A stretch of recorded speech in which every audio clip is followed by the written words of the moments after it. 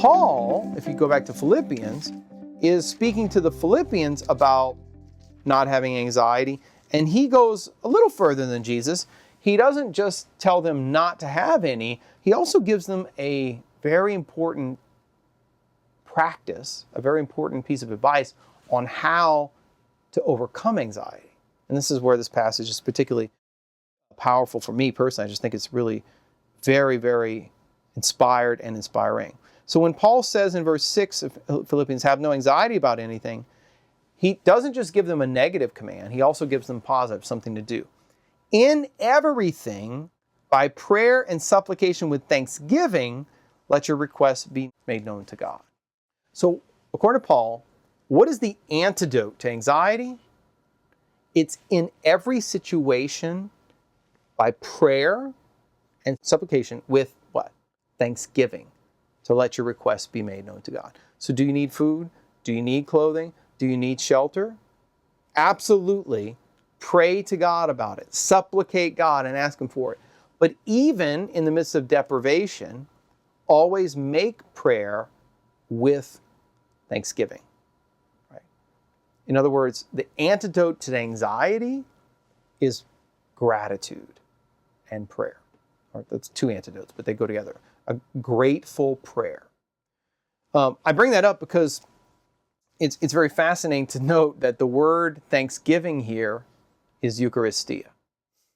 So Eucharistic prayer is the answer to anxiety.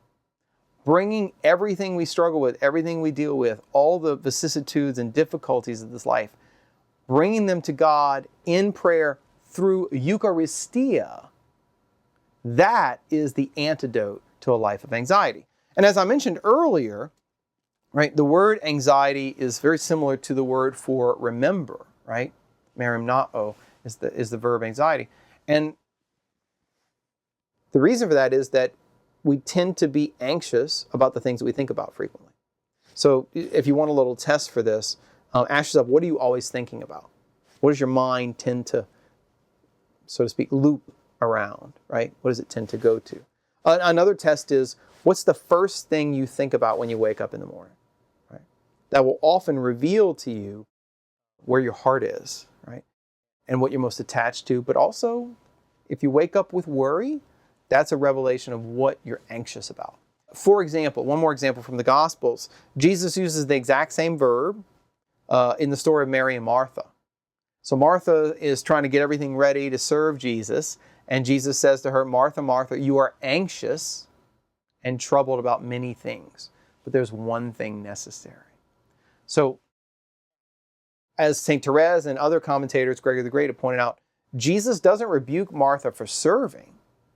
He rebukes her for being anxious, because her mind is troubled and distracted by all of these things that she has to do, so that she's focused on them and she's taking her focus away from Christ.